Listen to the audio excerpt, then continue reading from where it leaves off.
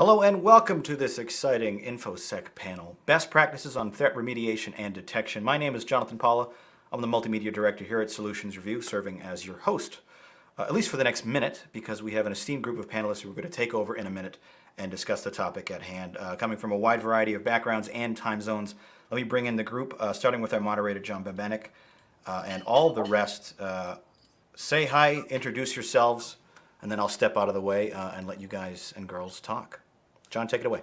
All right, sounds great. Thank you, John. My name is John Bambenek. I'm the principal threat hunter for security data analytics company NetEnrich. You're on mute.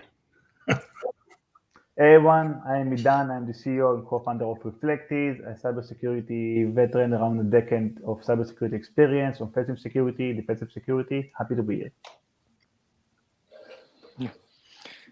So, hi everyone. My name is Menachem Shafran. I'm the VP product at XM Cyber. I've been in cybersecurity, both offensive and defensive, for over a decade now. Pleasure to be here. Hello, everybody. My name is Larry Chinsky. I'm Vice President of Global Strategy at One Identity. We are a cybersecurity company that focuses, with a specific focus, I should say, on identity management and privilege access management. Hey everyone, this is Kevin Dunn. I'm president here at Pathlock. We focus on access orchestration, which is a solution to help stop insider threats in your business applications. Hello everyone, my name is Amy Wee. I'm the CTO and the founder of Stellar Cyber.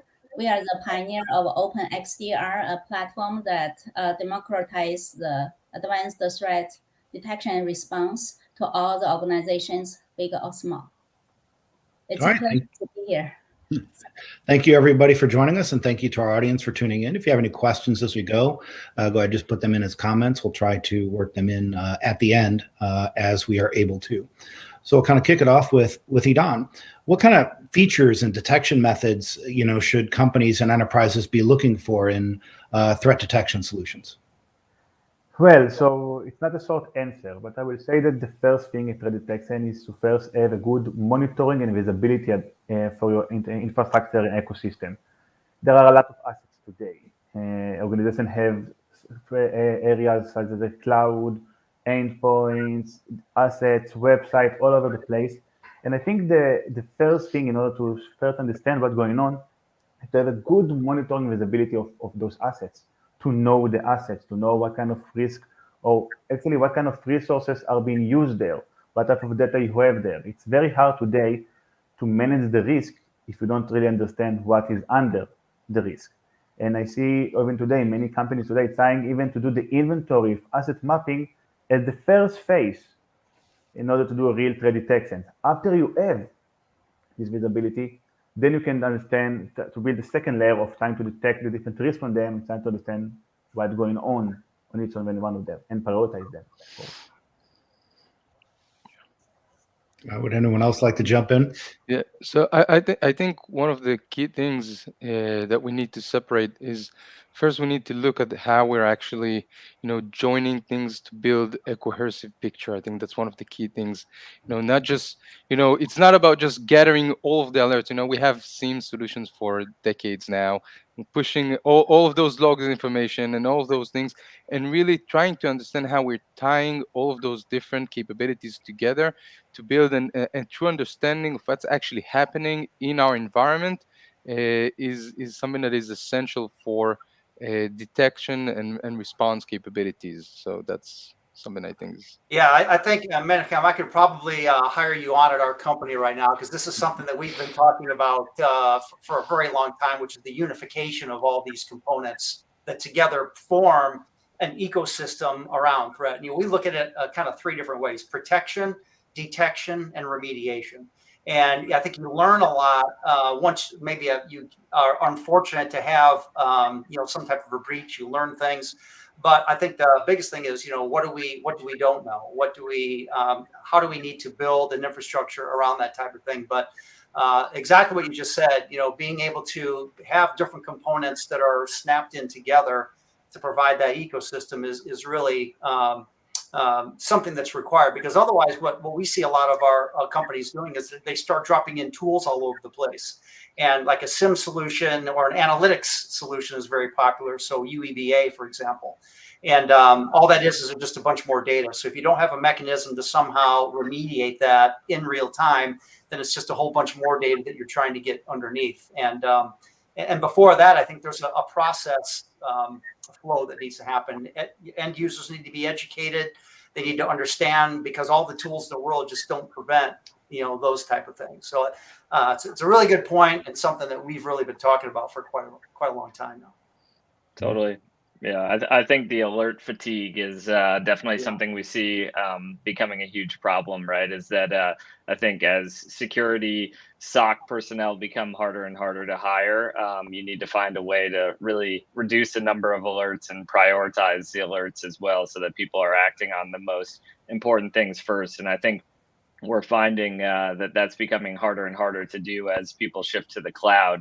There's just such a higher volume of alerts because anyone can access a lot of these cloud applications. So it's becoming, a problem with a lot more alerts to sort through to figure out which alerts you want to really, act on. And I think automation is obviously becoming key to that, solving that problem as well.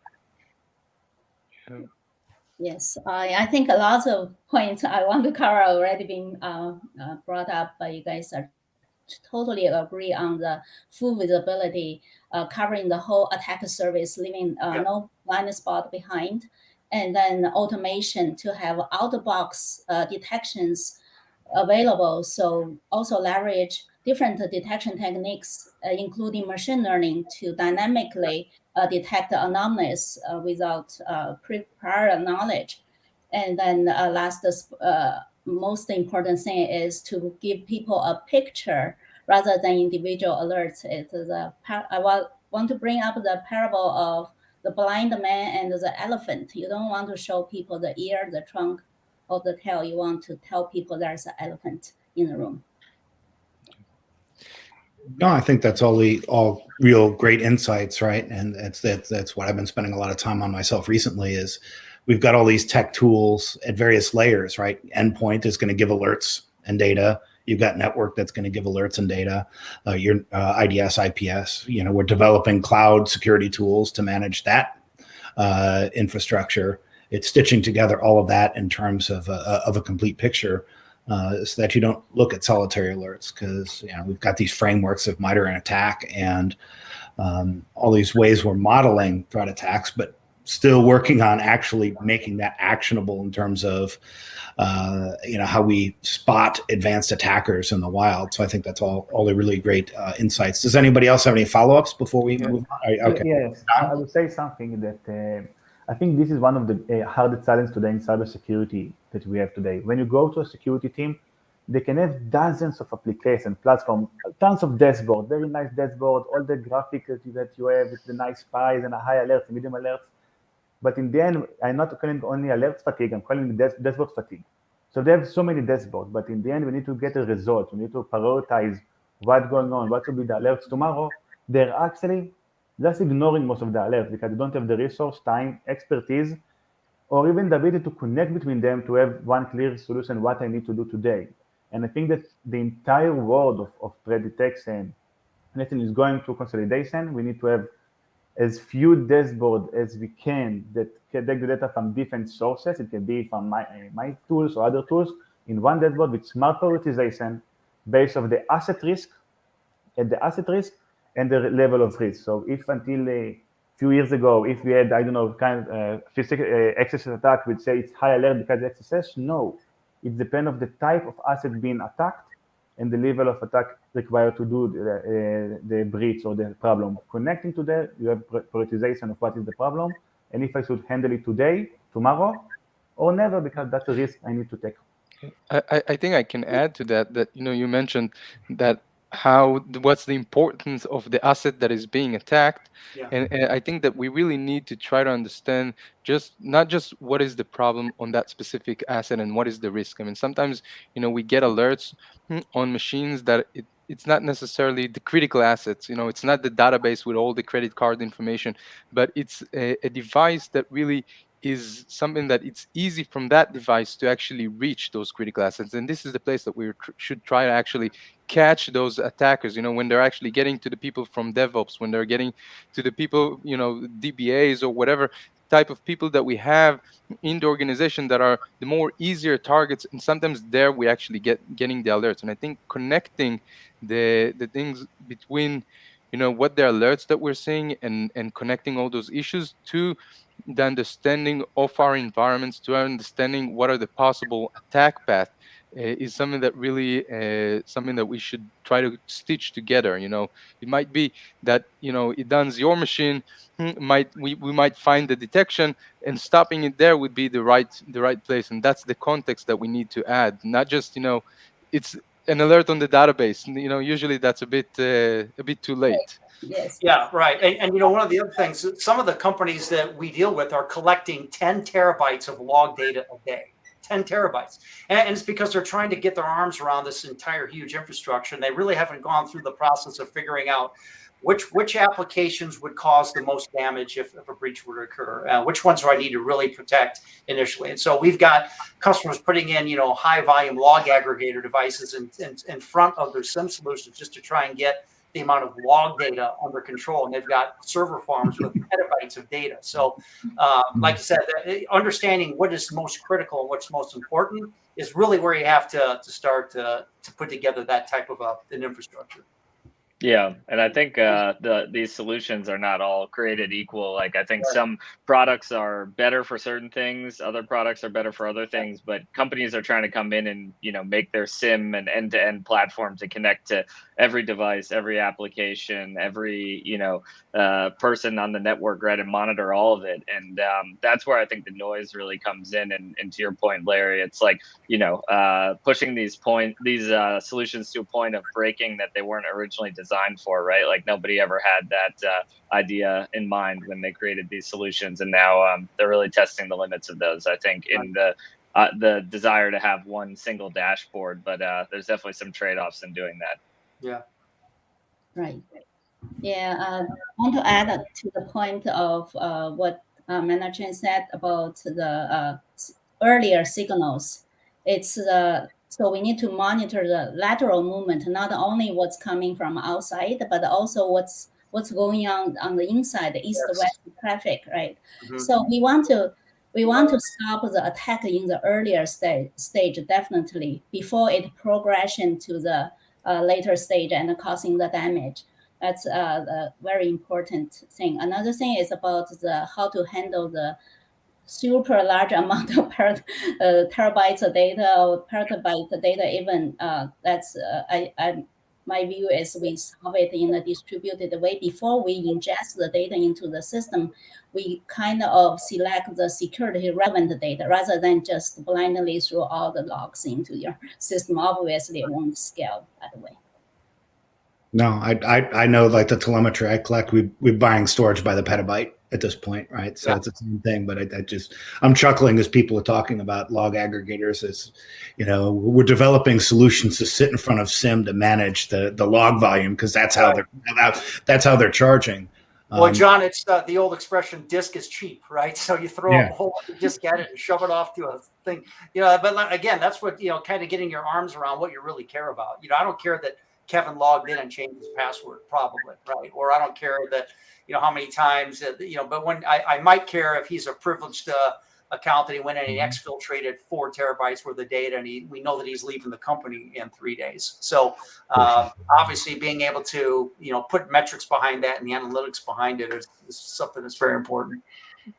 Yeah, I think the challenge here is that in most cases, when people started, aggregating and storing all of those long information, they were saying, well, we don't really know what information we would actually need. And and not only that, we started to actually tell ourselves that we need to store, have very long retention spans, because sometimes we detect the attack and we're starting to investigate and go backwards, and attackers are sitting in the environment for a long time.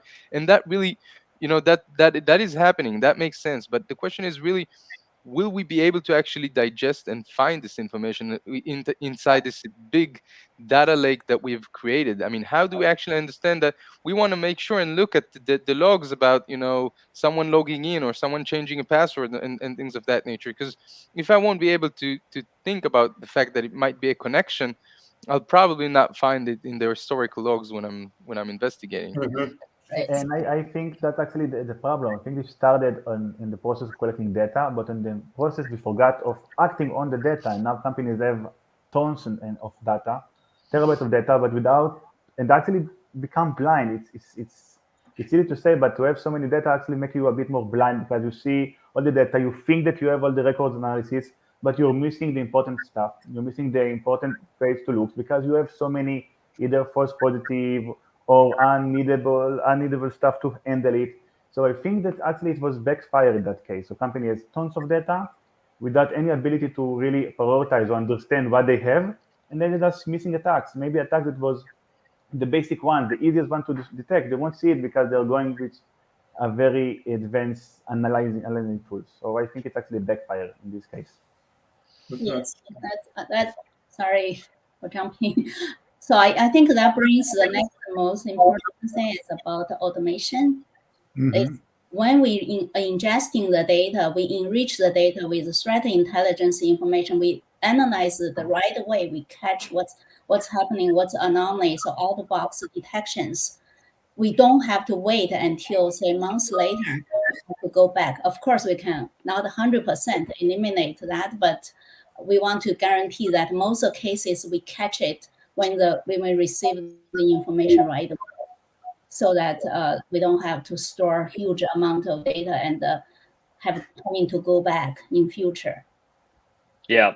And I think automation, like a lot of people think about automating the response, which I'm sure we'll talk about, but automating kind of when and how to get rid of data that you don't think is going to be valuable so that it doesn't kind of like muddy up the picture of the real threats that are coming in. I think that's, important as well to just have an automated process where you can stay compliant and keep the information you need, but get rid of the stuff that's not adding value to clean up, the dashboards and things so that you can constantly be working towards hopefully having no alerts at some point. Yeah. I think one of the key things, we're talking about alert fatigue and about, all this data that we're collecting.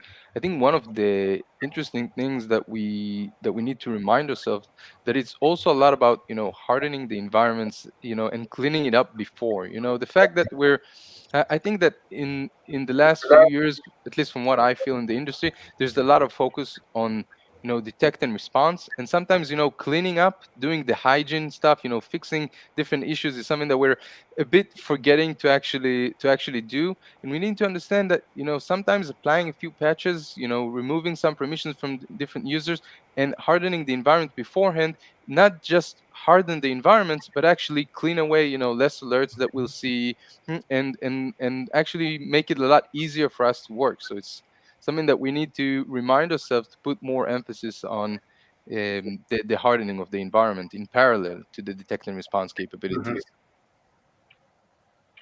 Yeah.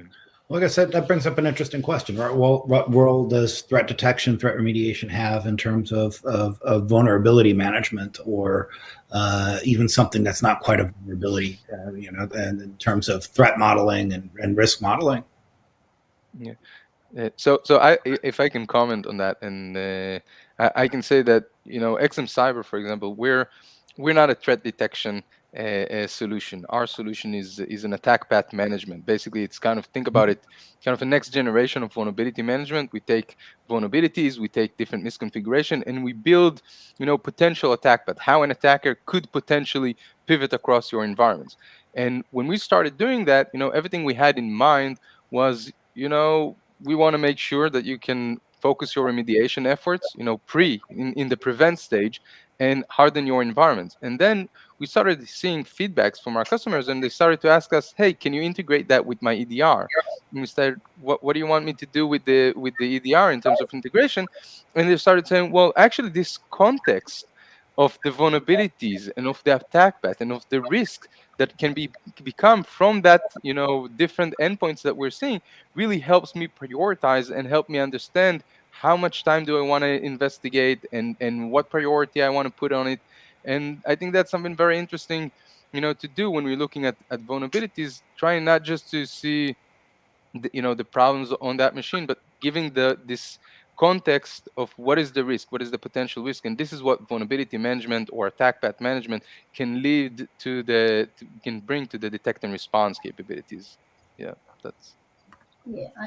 So I want to build upon that point is vulnerability scanning is actually a key part of the threat detection and response, because with the correlation, for example, if we know that a machine has this vulnerability and we see a exploit event that's leveraging the same CVE, then this alert will be much more valuable than just a simple exploitation happening.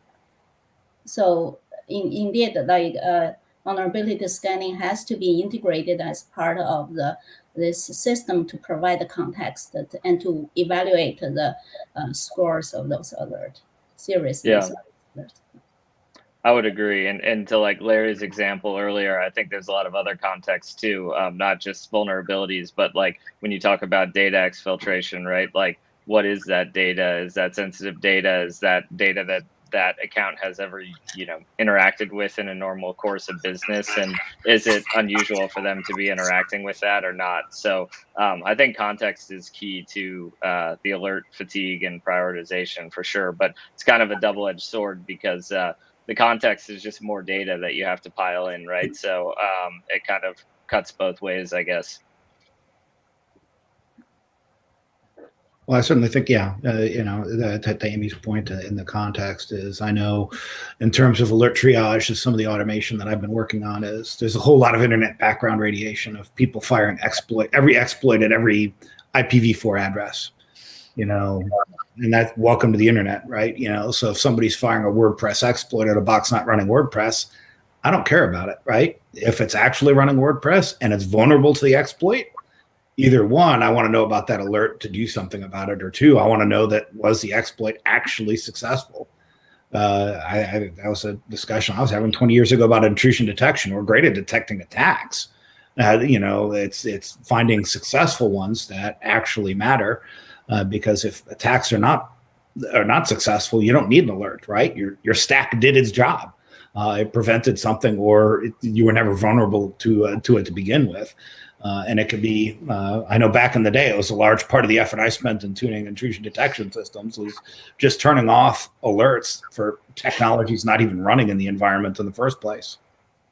Well, and John, you bring up a good point, and I think the way that these attack and the way the attack surfaces evolved over the last couple of years. I mean, it's a lot easier now to try to credential mismanagement is something that we see a lot of, and it's very easy to buy a batch of user IDs and passwords on the dark web and start firing them down a VPN tunnel into an organization. That probably would sound familiar to you guys because that's exactly what happened with the Colonial Pipeline. And a lot of times, depending on we used to look for like certain traffic patterns and things like that. Now, if an identity is left behind and it's somebody who's left the organization 6 months or a year ago, but they still have access to something, it's very easy to latch onto that, and it may go undetected because it looks like an individual that truly still has some type of access in the organization.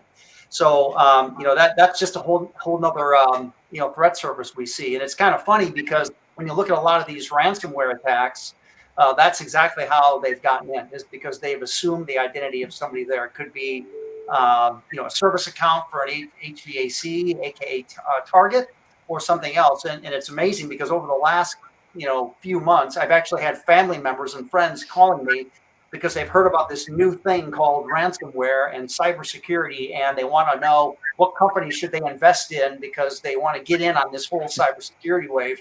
And I'm like, guys, this is something that's been going around for years, and but it's just now getting a lot of press. When you start seeing it on CNN and some of these other news outlets, it's getting a lot more attention than it used to have. So, I mean, a lot of different attack vectors in there now that need to be addressed too.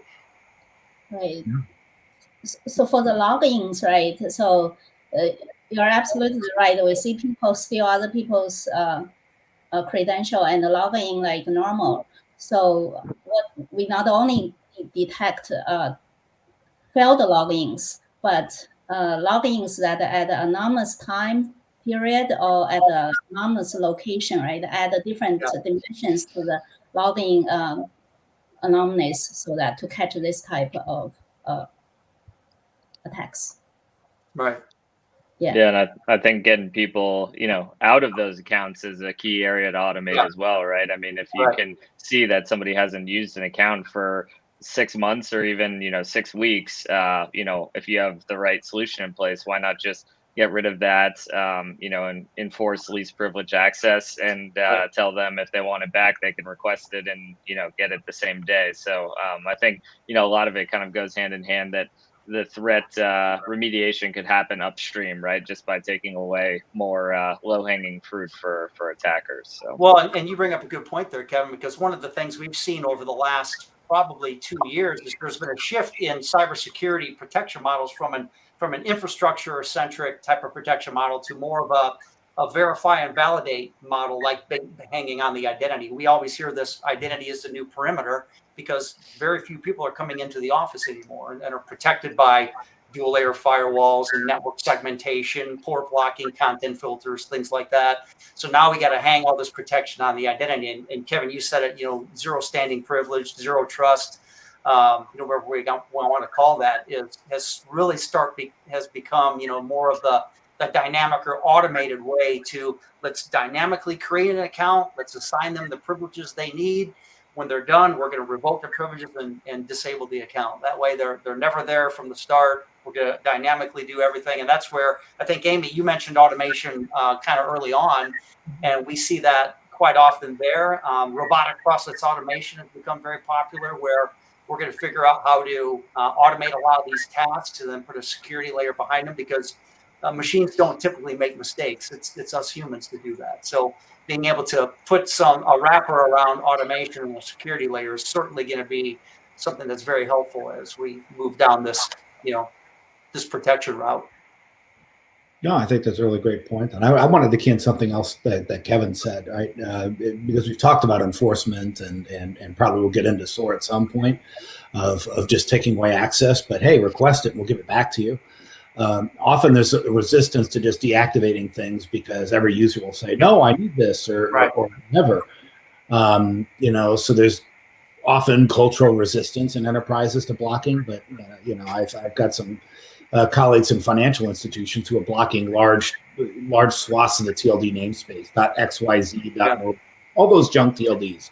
We know there's nothing valuable there. And they said, we're just going to block all of it.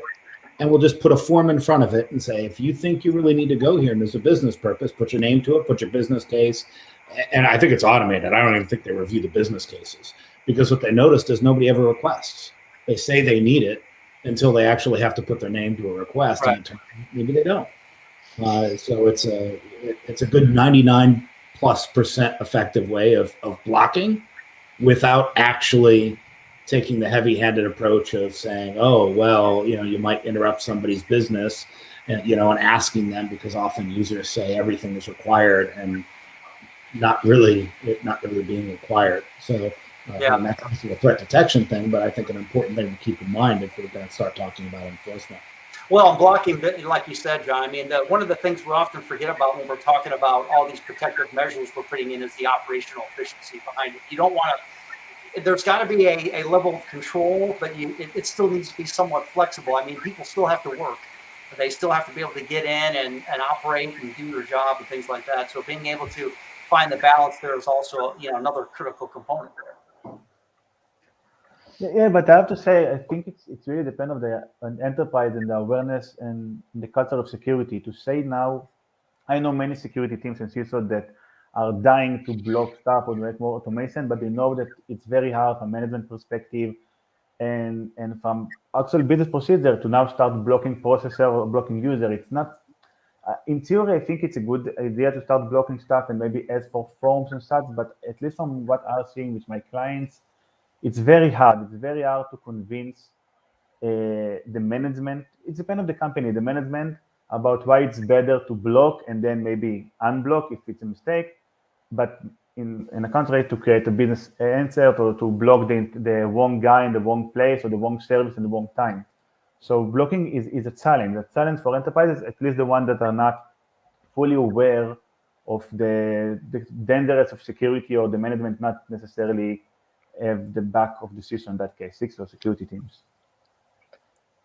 Right. Yeah, it's got to be kind of an adaptive solution that can, block but very easily give access, or let people self-request access or things like that, on a temporary basis with some controls in place. Because I think, whenever there's too much friction, then you get to the point of, the wrong type of reaction where people are seeing security teams as sort of more of a roadblock than an enabler. I think it's also depending, on the type. We're talking about human identities and stripping them from permission and asking and saying, okay, they can just ask if they need it, and if we're given the right tools, they'll ask and they'll get the permissions very quickly, and that will solve. But when we're coming to machine identities or to different application identities, that's a little bit more complicated. You might have an Right. application that needs a specific permissions only, very rarely, and you're going to strip down that permission, and when it actually needs it, it's not able to actually type in a form and say, well, I actually need that back. So that's where it becoming a bit trickier, and sometimes those are the actually strong permissions that we need to take care of. So it's a delicate matter, and you definitely need to do it as much as possible, but you cannot, that's not a panacea. That's not the one solution that will give you everything, together. Yeah, well, and you bring up a good point as well. You're talking about machine identities, or different from carbon-based life form or human identities. We recently conducted a survey, as a matter of fact, that we just came back about a month or so ago, where we conducted a survey to well over 1,000 security professionals, customers, etc. And I think that we had 85% of the individuals responded back that the amount of identities, whether it's digital identities, human identities, whoever, has doubled in the last year. And we had like 30% of them say they've increased by tenfold. So the amount of identities, whether it's a machine or whatever, is just gotten to be this huge sprawl that they're trying to now figure out how to get their arms around that as well. So there's a lot of different things you have to worry about when it comes to those that are not necessarily just based on humans. Yeah, and I think really this comes back to balancing between trying to focus on detecting and responding to actually hardening the environment, beforehand, trying to, whether it's strip down those permissions or analyzing, what are the other actions that are possible and what can we limit so that we have, that we are more protected, and that will reduce our alert fatigue, and that will make sure that, we're more protected, to begin with. Yeah, but circling what you said in the beginning, that's part of the problem. So we have a lot of tools making detections, and the clients are used to get detection and alerts, but they don't really have a lot of time actually to fix the problem, to decide what to do. I actually see many companies around there have, as I said in the beginning, a perfect dashboard with a lot of alerts, but no resource and time to actually trying to solve the alert or do a small project to harden the environment, fix some of the issues, because who have time for this? But at least they know the alerts. They're now looking only to the high critical alerts. Probably those alerts are not the right alert to them, or the real problem of the organizations, because one of the tools does mark it high because they want to have high alerts. And that's it. They have alerts, no one's solving it, and we continue until the next breach. And I see it in so many clients today. And that's part of the problem we were talking about at the beginning. The first get alert and not to act on them, that's get you just fatigue that you're ignoring. Yeah. So that response is actually a very key part of this threat detection. Only detection is not enough, right? We have to stop it.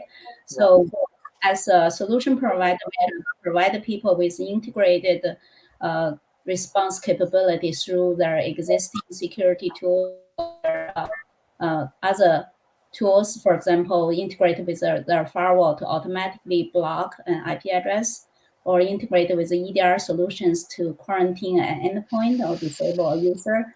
And make it possible for them to do it easily, manually first, because automation is all about trust, right? If people don't trust, if your automation working really as extended, it's really hard. So we started with something simple, do the crawl, walk, and run type of thing, right?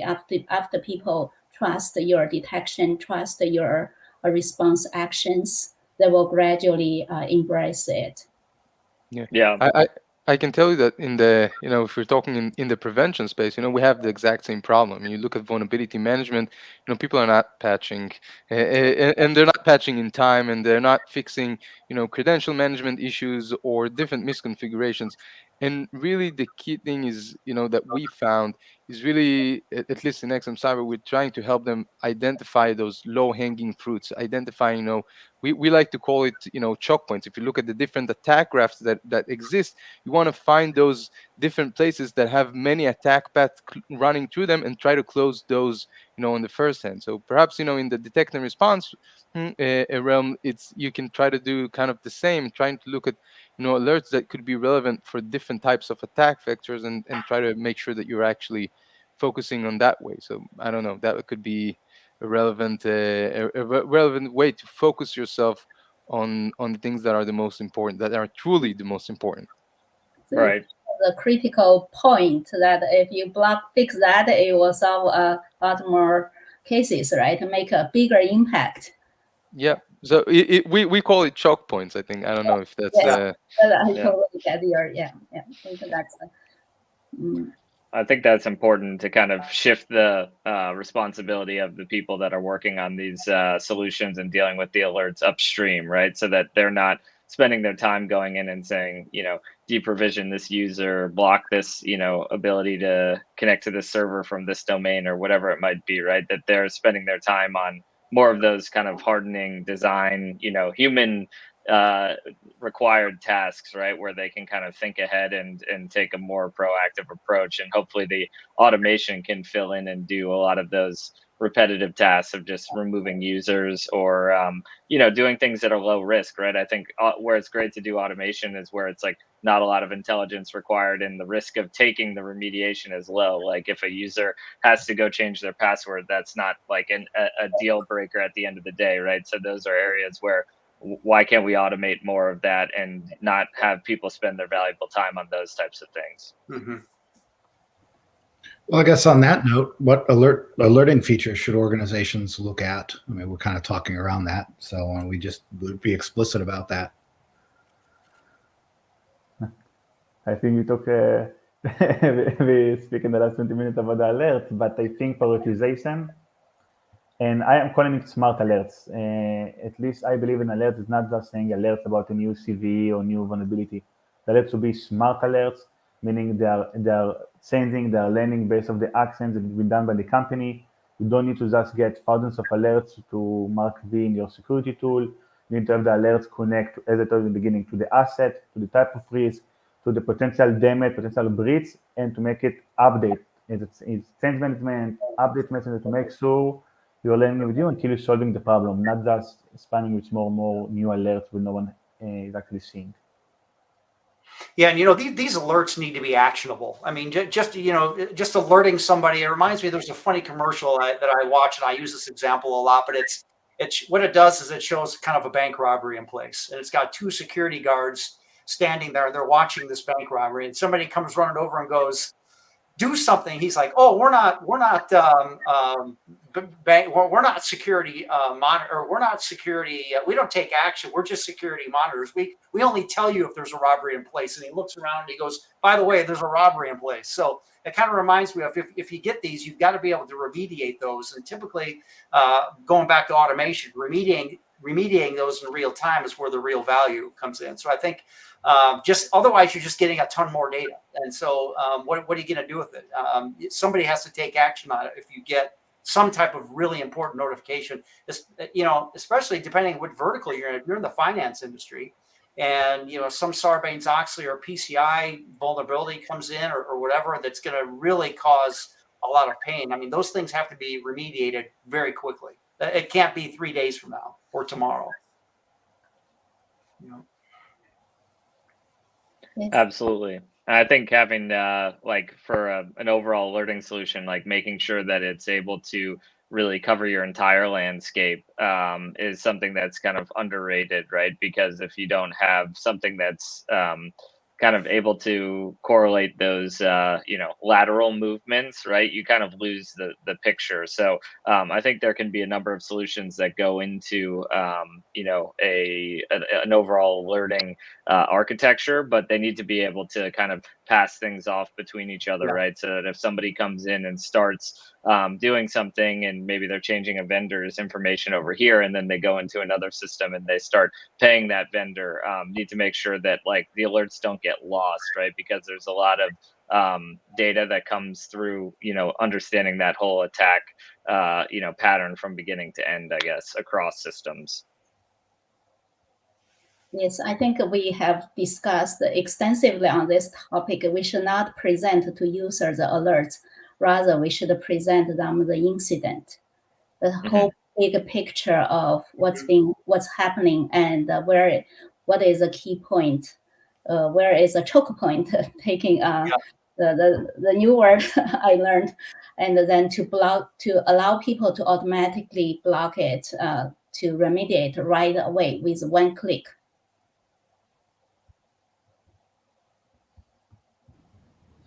I think that's all good insights. So let's bring it to the next subject that I think is very much of interest for me, but would like to hear from you guys as well.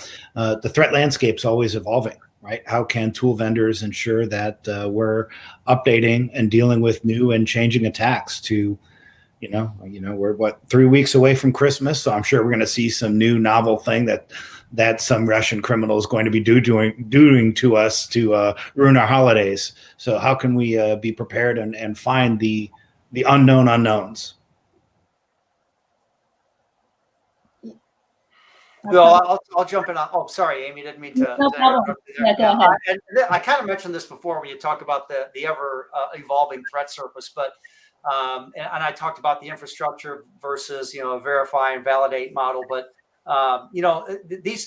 they're so evolving so fast that it's just something that requires a lot of analysis and understanding, and that's what I think a lot of us at different companies, we're starting to see chief strategy officers and things like that. A lot of these organizations whose job is to really evaluate that threat surface and put together a security posture around that. And one of the things we mentioned earlier was figuring out those most critical aspects, and then kind of mapping those to that industry vertical. And I see a lot of companies doing that. They're basically building that around using their SIM tools to build their security posture, and then using like an identity management framework as the automation task or the fulfillment engine behind remediating those. So I think that as these things evolve, like I said, we learn as we go, but I think there's a lot of things we can analyze and look at the different types of threats, how they're occurring. Is it an identity-based breach, or the injecting some type of malware? I think those are, we can, sort of try to get ahead of those, but it's an evolving process. So I'm sure everybody will agree.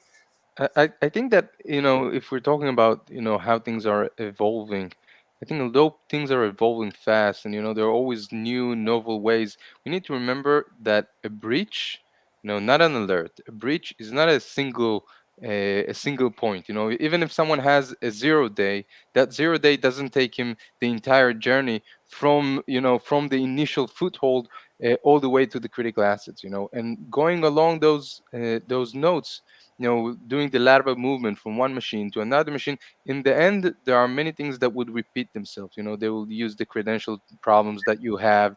They'll use vulnerabilities that exist already for a while. It's not just about this novel new technique that this is the first time that you've seen. And perhaps you might have some behavioral analysis capabilities or some tools that might hint that this is there. You might have some machine learning capabilities that will tell you here that might be something that is suspicious. But really, once you're starting to tie it up to the rest of the story, in the end, there are things that will not be new and novel. They'll find those strong credentials, they'll start using them, they'll find this misconfiguration, and those things would repeat themselves. So when you're looking at the entire attack path, many of the things, even if there is a novel new technique, that would still repeat themselves. Yeah, I actually like the word you just used, story. We are saying in a lot when we are presenting a product, less on a single alert, more of a story of a breach, a story of attack, a story of entry point. Today, I'm not saying all the attacks, but most of the attacks are not just hey, we found a bad CV, I don't know, rank 10, CV says rank 10, so let's hack the CV. It's not working like this too much today. You have a series of flows from configuration point of view, from permission point of view, from access point of view, from mistakes point of view, and then attackers with a bit ability to investigate and research can exploit it. So I think most of the question was what tools to do to advance. You need to start thinking about, as Menachem said, as a story, as a path to injection, to how to not to say, oh, we have only CV, that's vulnerability, high, fix it. No, how the attackers can use it, what is the process, what is the permission you need to get, make it an incident, like Amy said, and not just a single event, and then you can bring a real value to the client. Mm-hmm. Yeah. So for me, I think we should build a community. One important component of this our XDR platform is a threat intelligence platform, is a tip. So we build my view is we build a community that we automatically share the threat patterns, the attack patterns with the community, and then apply that to your tools.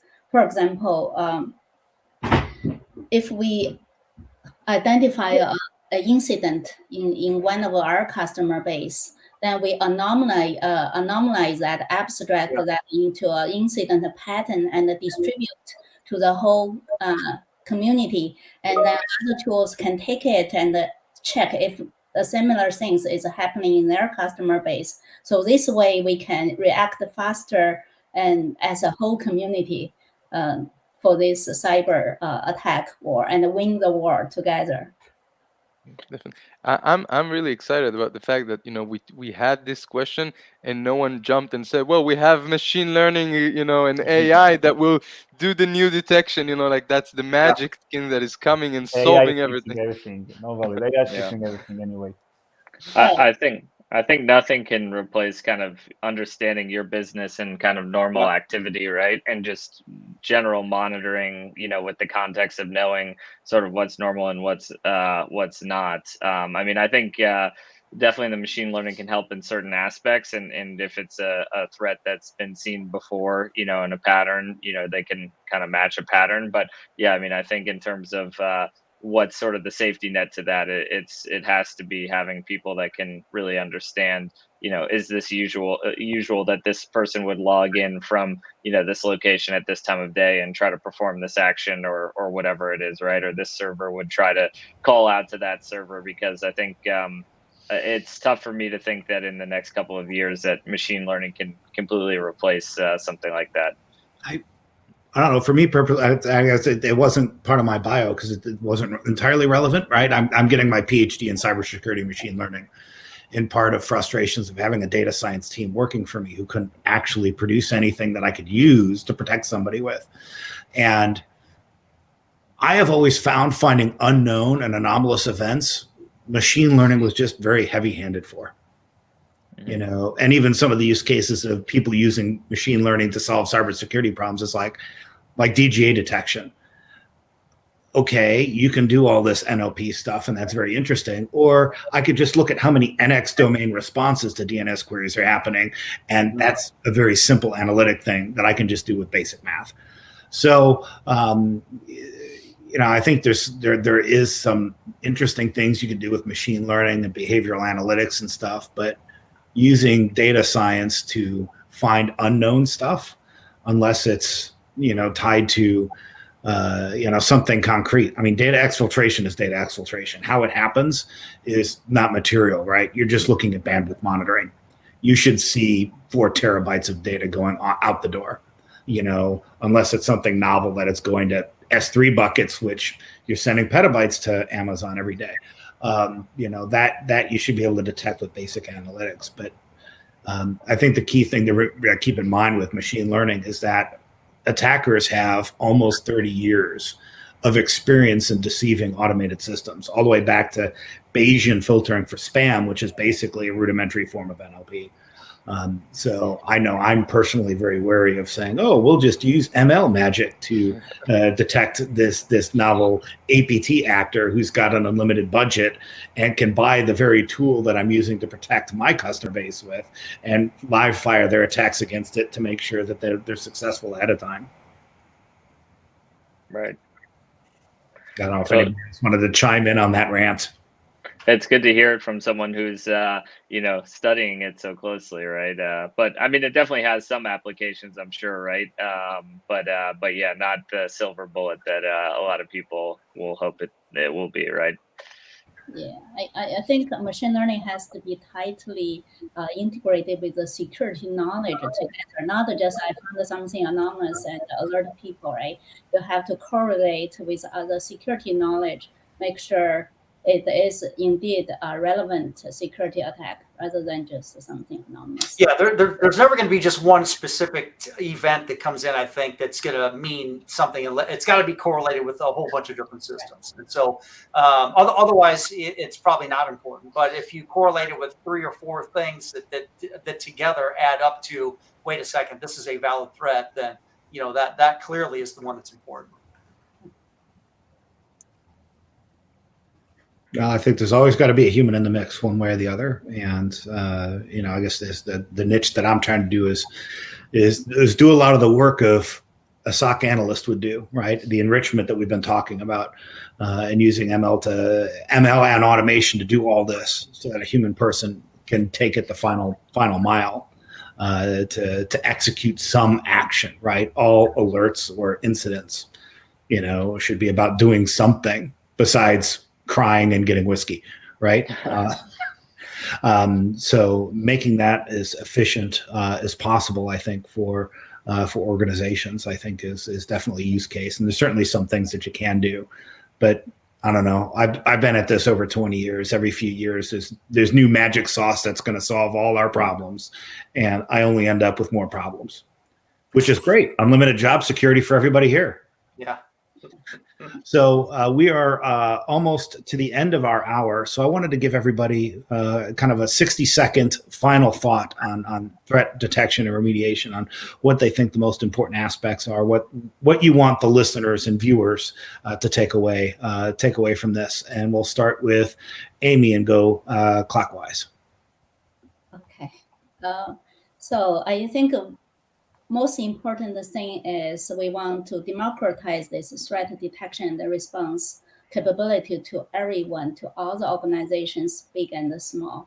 Make it a unified platform that automatically collect the data across all your attack surfaces, build out-of-box detections, and a response capability.